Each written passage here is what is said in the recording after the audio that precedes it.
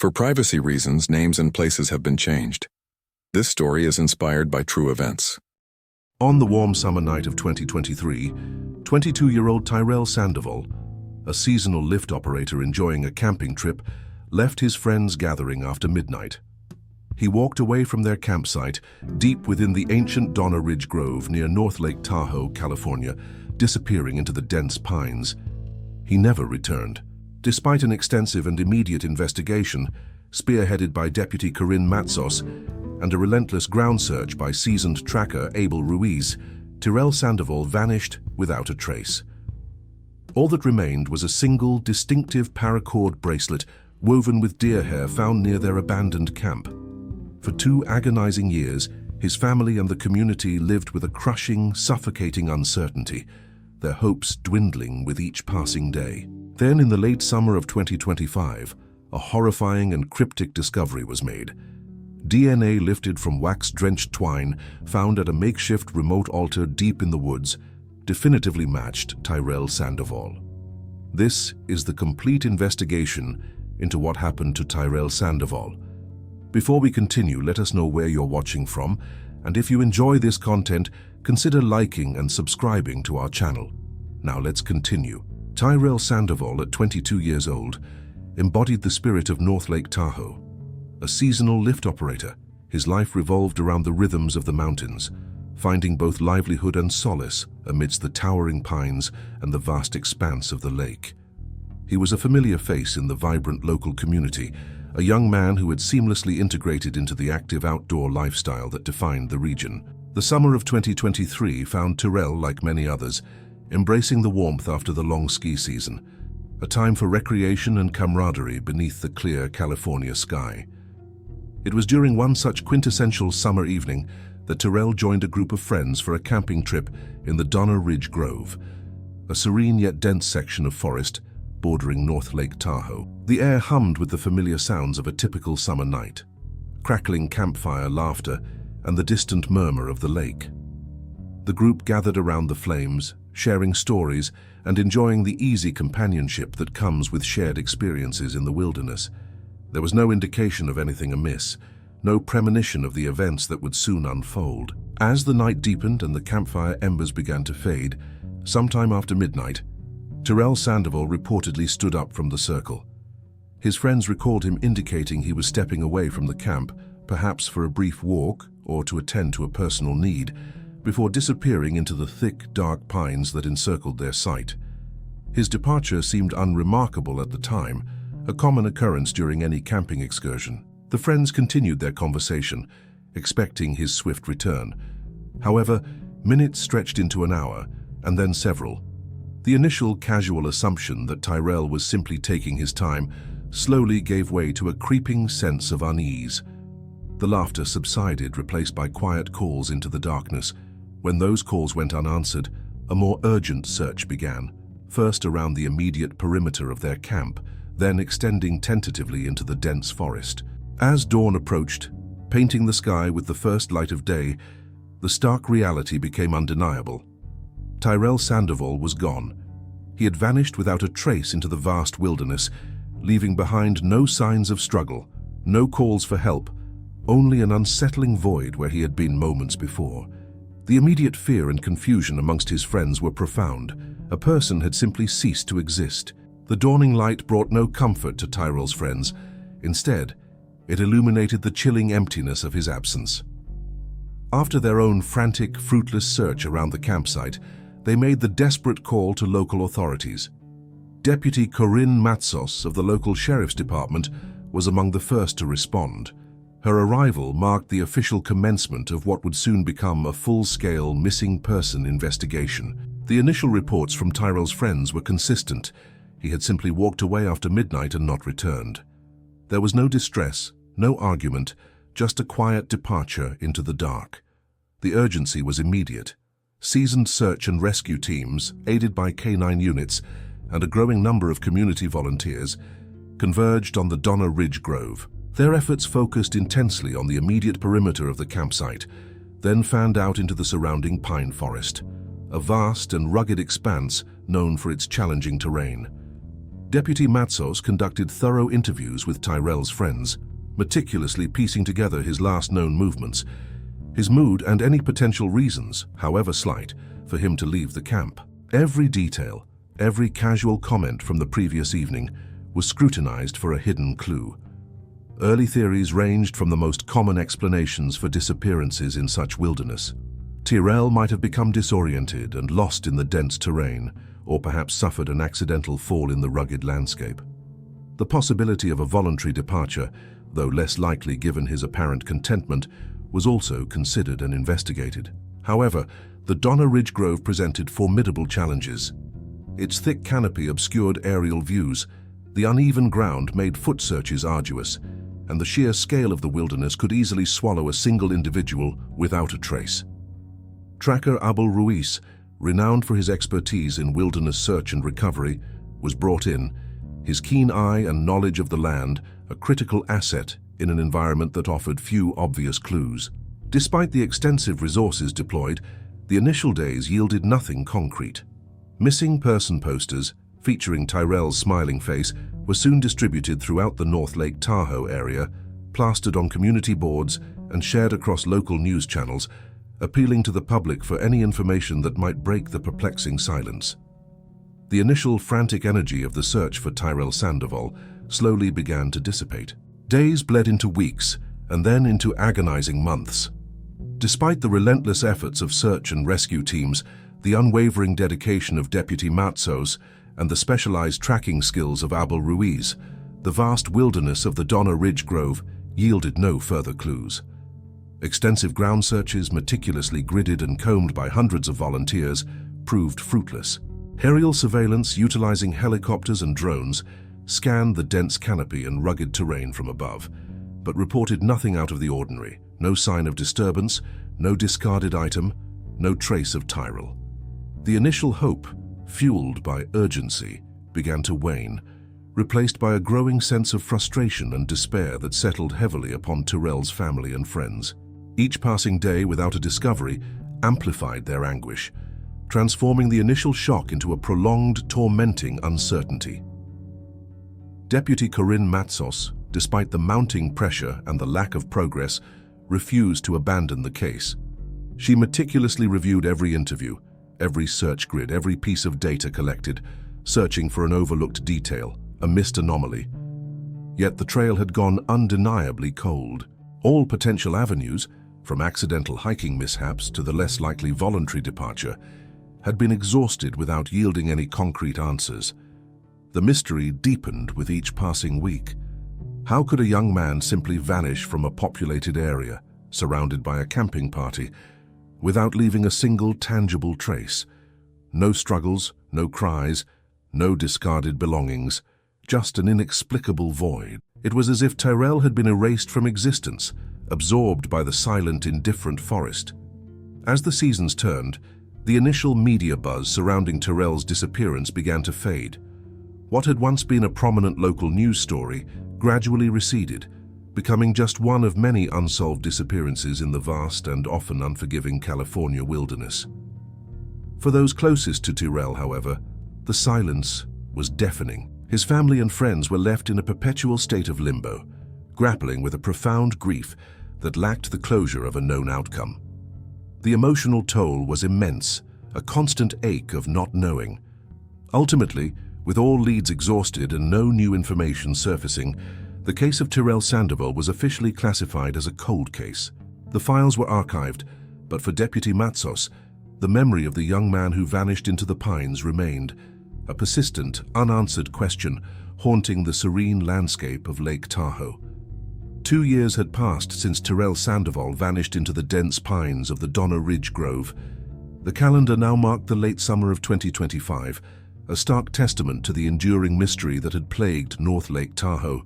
For 24 months the case had languished, a file gathering dust in the cold case archives, a constant source of quiet torment for Deputy Corinne Matsos, and an unyielding sorrow for Tyrell's family.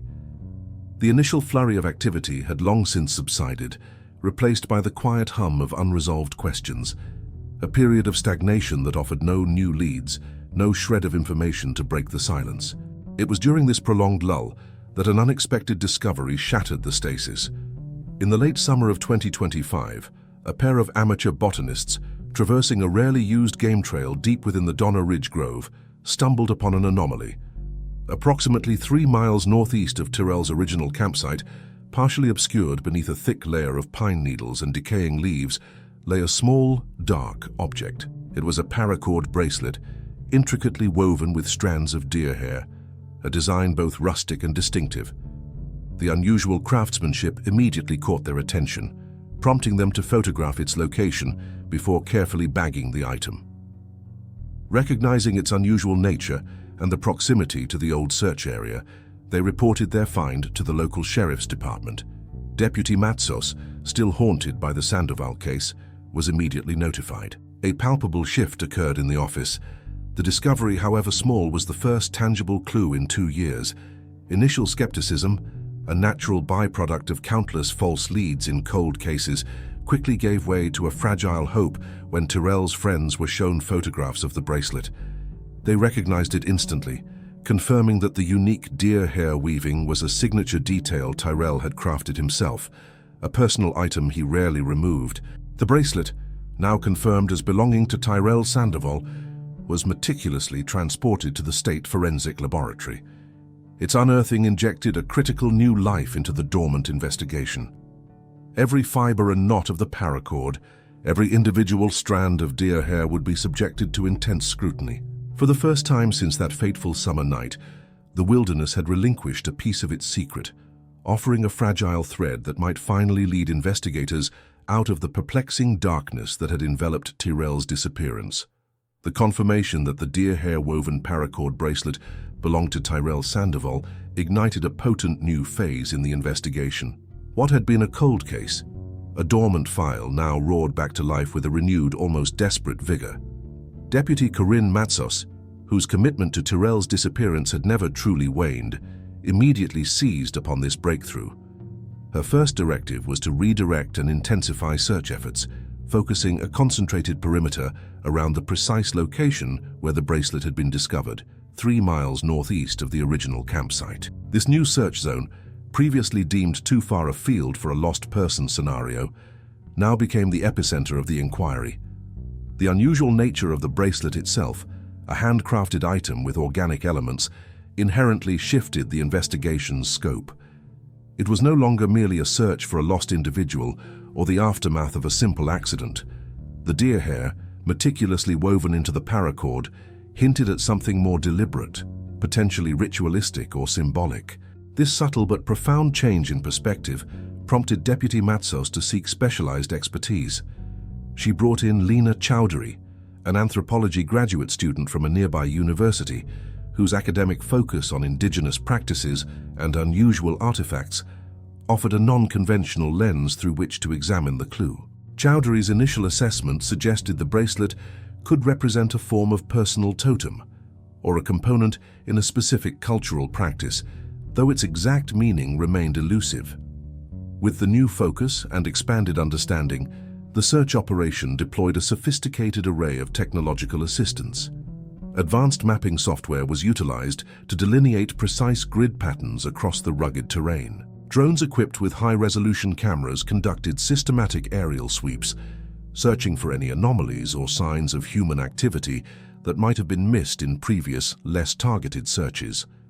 Ground teams, meticulously briefed, moved through the dense forest, their efforts now guided by the potential implications of the bracelet's design. Simultaneously, forensic analysts at the state laboratory subjected the paracord bracelet to an exhaustive examination, scrutinizing every fiber for latent fingerprints, microscopic DNA traces, or any other minute evidence that could reveal who else might have handled it. The central question had evolved from simply, "Where did Tyrrell go?" to a far more complex and unsettling inquiry. What happened to Tyrrell, and what does this unique clue truly signify? The forest, once merely a backdrop to a disappearance, now held the potential for a darker, more intricate narrative. The intensified search, spearheaded by Deputy Matsos and informed by Lena Chowdhury's anthropological insights, methodically expanded outward from the bracelet's discovery site. The terrain, already challenging, became even more remote, as search teams pushed deeper into areas previously considered too isolated for a lost hiker. It was during one such meticulous grid search, approximately half a mile further into the dense old-growth section of the Donner Ridge Grove, that a discovery of profound and unsettling significance was made. Tucked away in a secluded clearing, shielded from casual view by a cluster of ancient pines and thick underbrush, lay a makeshift altar. Its construction was crude yet deliberate. A flat-topped boulder served as the central platform, surrounded by an arrangement of smaller stones and gnarled branches. Scattered around its base were various organic materials, including dried leaves, feathers, and what appeared to be animal bones. Most disturbingly, draped over the boulder and intertwined with the branches was a length of twine, heavily saturated with a dark, hardened wax. The scene immediately suggested a ritualistic purpose, an observation quickly corroborated by Lena Chowdhury. Her initial examination pointed to practices associated with folk magic or obscure spiritual gatherings, far removed from any conventional outdoor activity. The area was immediately secured and a specialized forensic team was dispatched. Their most critical task became the meticulous collection of the wax-drenched twine. Back in the laboratory, the twine underwent exhaustive analysis. The hardened wax, carefully removed, yielded microscopic biological material. Through advanced DNA sequencing, the forensic scientists achieved the breakthrough everyone had desperately sought for 2 years. The DNA profile extracted from the wax-drenched twine matched, without doubt, that of Tyrell Sandoval. This irrefutable link confirmed Tyrell's presence at the unsettling altar, transforming his disappearance from a perplexing mystery into a case with profoundly darker, ritualistic implications. Almost simultaneously, another crucial piece of the puzzle emerged. During the expanded search of the altar's vicinity, a series of trail cameras, previously overlooked due to their camouflaged placement, were discovered and collected. These devices, designed to capture wildlife, held unexpected footage. Reviewing the stored data revealed a chilling pattern: nocturnal gatherings of multiple unidentified individuals at or very near the makeshift altar. The time-stamped images, some predating Tyrell's disappearance, others occurring afterward, depicted shadowy figures engaged in activities that appeared ceremonial in nature. The discovery of Tyrell's DNA at the site, coupled with the trail camera footage, irrevocably shifted the understanding of his vanishing. He was no longer simply lost. He was intimately connected to a clandestine group and their unsettling nocturnal rituals in the heart of the Donner Ridge wilderness. Lena Chowdhury's initial cautious insights into potential cultural or ritualistic implications now became central to understanding the true nature of Tyrell Sandoval's fate. The serene pines of Lake Tahoe had for 2 years concealed a sinister secret. The combined weight of Tyrell Sandoval's DNA on the wax-drenched twine and the trail camera footage depicting nocturnal gatherings at the makeshift altar finally provided the long-sought, albeit disturbing, answers. For 2 years, the wilderness held its secrets, allowing speculation to run rampant. Now the evidence painted a chilling picture. Tyrell Sandoval had not merely wandered off or succumbed to an accident. His disappearance was inextricably linked to the ritualistic activity deep within the Donner Ridge Grove. Investigators, guided by Lena Chowdhury's expertise, concluded that Tyrell had either been drawn into these clandestine gatherings, perhaps as an unwitting participant or a curious observer, or had become a victim of the activities taking place there. The precise sequence of events leading to his final moments remained partially obscured, but the context was clear. His vanishing was a direct consequence of his presence at that isolated, unsettling site. The revelation sent a ripple of unease through the seemingly tranquil community of North Lake Tahoe. The idea that a dark, hidden subculture could operate with such secrecy in a beloved recreational area was profoundly unsettling. Public reaction ranged from shock to a chilling realization that even the most picturesque landscapes could harbor sinister undercurrents. For Tyrell's family and friends, the journey from absolute mystery to this disturbing truth was agonizing. While the answers brought a form of closure, it was a bitter one, replacing the void of not knowing with the grim reality of a ritualistic end. Deputy Corinne Matsos, whose unwavering dedication had never faltered, reflected on the arduous 2-year investigation. Her perseverance, coupled with the critical contributions of tracker Abil Ruiz in the initial challenging searches and the invaluable insights of anthropology grad Lena Chowdhury, proved instrumental in cracking the cold case.